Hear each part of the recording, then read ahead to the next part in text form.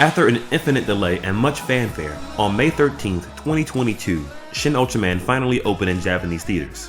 It's the second live-action entry in Hideaki Anno and Shinji Higuchi's Shin Anthology series, following Shin Godzilla in 2016, and is set to be continued by Shin Kamen Rider next year. I haven't properly seen Shin Ultraman yet, so my thoughts on it as a film will be saved for a future video. However, I would like to give an update on how the film is performing thus far, and discuss what its early success might mean for the Shin series and Tokusatsu as a whole. Reactions to Shin Ultraman have been overwhelmingly positive thus far, and common terms being used to describe it are hopeful and uplifting. These responses just might mean that director Shinji Higuchi was successful in his intent.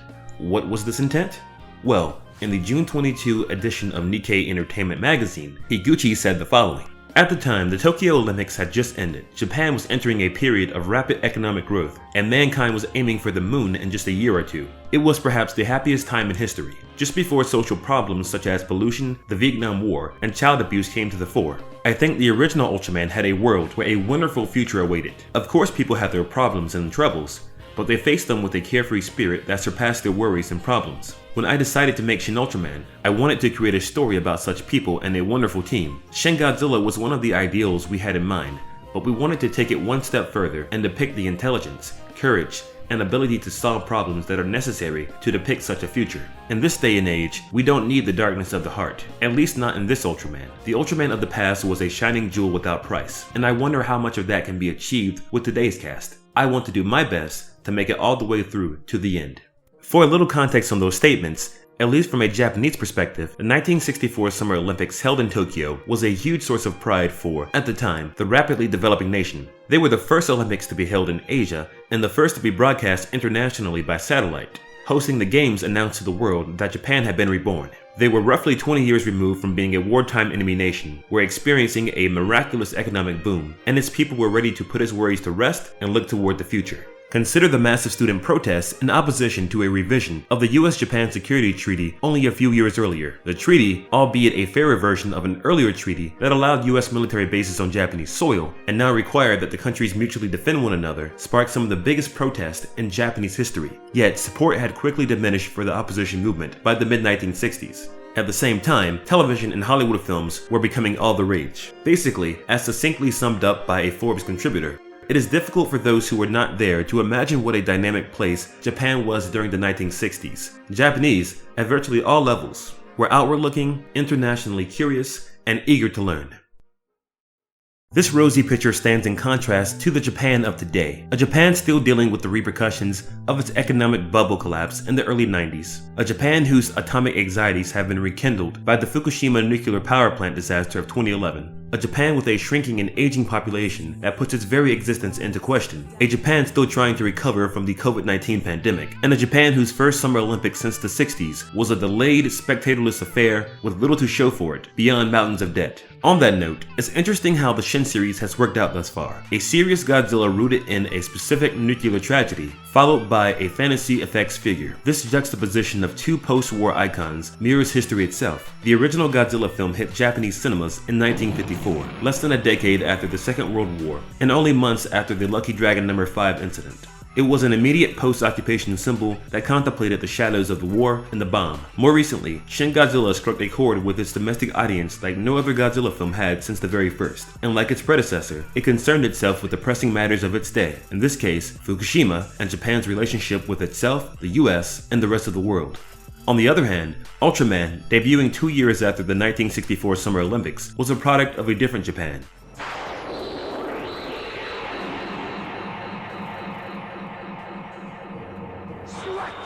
Its colorful imagery and lighter tone reflected a prosperous nation with an even brighter future ahead. And it's this spirit that the Shin adaptation of Ultraman aimed to recapture. And if box office is anything to go by, Japanese audiences definitely seem eager to embrace Shin Ultraman's positive vision.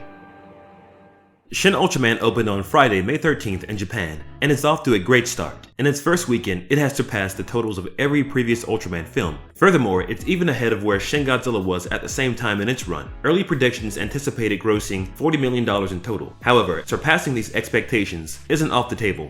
For example, Shin Godzilla was only initially expected to gross about $50 million, though it eventually ended its run with $79 million, or 5.69 million tickets, meaning 1. Shin Godzilla was the second biggest Japanese film of its year, behind only the insane run of Makoto Shinkai's Your Name that same year. 2. Shin Godzilla was far and away the most successful Godzilla or kaiju film in general since the golden age of Japanese cinema back in the 1950s and early 60s. And as a side note, Shin Godzilla is also one of the few acclaimed kaiju films by critics and audiences alike.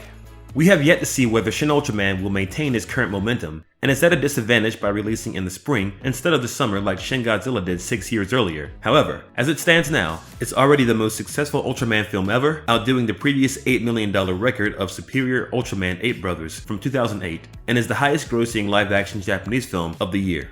But what does a massively successful Shin Ultraman mean for Tokusatsu going forward? Will CG be reserved for cinema, or will even future television shows lean harder onto CG? Might this be the final nail in the coffin for the old school way of doing things? Shin Godzilla was originally going to be brought to life using an animatronic, and although the animatronic was built, it ultimately went unused for the final film, and the filmmakers primarily relied on CG with a motion capture performance by Mansai Nomura. But if it's any comfort, the film did end up incorporating quite a few practical effects, and Hideaki Anno opted to model Godzilla off of a rubber suit instead of a living creature. In an interview with Kotaku, visual effects supervisor Atsuki Sato said the following: "Initially, we considered that type of approach that projected the feel of a living creature, but the general director vetoed that idea. He wanted Godzilla to have the texture of rubber." And while Shin Ultraman relies even more on CG than its predecessor did, the old ways of doing things was never too far from Shinji Higuchi's mind. In regards to the special effects of Shin Ultraman, Higuchi said the following in the same edition of Nikkei magazine mentioned earlier: "We pursued realism with updated technology, but we also believe that the cheesiness of flying Ultraman dolls with wires represents the franchise's charm. It contradicts realism. It was challenging to find a balance between the two styles." So, although primarily using modern technology, the men behind these films have been trying to emulate Tokusatsu. This will hopefully work as something that hits the sweet spot between the suits and miniatures, which practical effects enthusiasts crave, and the benefits offered by digital effects that modern audiences have come to expect. Keep in mind, while these effects might look a little rough at times now, they should improve with use. Remember how things looked when Tsuburaya Productions first dipped its toes in the full CGI realm back in 2015? Nothing else came of this short, so I assume it was a tech demo or marketing gimmick to generate interest in a CG Ultraman. But Shin Ultraman is a remarkable upgrade over the earlier effort, and from here, things should just keep getting better.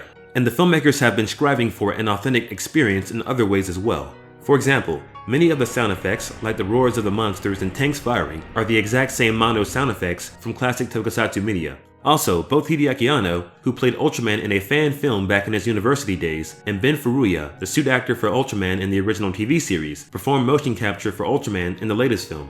The Shin projects did not forget their roots, and how could they? Anno and Higuchi grew up watching shows like Ultraman and Kamen Rider on television, and never outgrew their love for these properties. They were children during the monster and tokusatsu booms of the 60s and 70s, when Japan could not get enough of colorful heroes and towering giant smashing cities. The art form left an indelible mark on Japanese popular culture, entertaining a generation, and years later, acted as pivotal influences on franchises like Pokemon and Anno's own Neon Genesis Evangelion. And in the process of recreating the experiences of their youth, Anno and Higuchi are proving themselves to be the modern masters of monsters, introducing classic tokusatsu franchises to the mainstream audience of a new generation, expanding these franchises beyond their niches and making them pop culturally relevant in ways they haven't been since their heyday in the 60s and 70s. This is all nicely summed up by Shunji Iwai, the award-winning filmmaker behind films like 1995's Love Letter and 2015's The Case of Hana and Alice. In a May 2022 Pen Magazine interview, Iwai said the following: "In Hollywood, there are films like the Batman series and the Avengers that attract not only fans of the original work, but also new audiences, as well as films that can be enjoyed by adults. In Japan, however, they tend to be fan appreciation festivals. It seems that until now, they have only met the needs of core fans. Shin Godzilla broke through this trend. By daring to go in a direction that might have betrayed the existing fanbase, the film was accepted by more people as a result. It certainly expanded the culture of tokusatsu. It's a great thing, isn't it?" Now that it seems Shin Ultraman might prove Shin Godzilla's success wasn't a fluke, where does it go from here? Of course, the Hideaki Anno directed Shin Kamen Rider is set to hit Japanese theaters in 2023, and its recent trailer promises the most stunning installment of the Shin trilogy to date. But what franchise would you like to see reinterpreted next? Perhaps Gamera? Higuchi worked wonders with Gamera back in the 90s. Would you like to see what he would do with him today? Or maybe Super Sentai? Then again, Anno is interested in Kakaider, what about that? Share those thoughts in the comment section below. Also, consider leaving a like and subscribing to the channel. These videos would not be possible without your support. And as always, thanks for watching, and we hope you can join us again next time.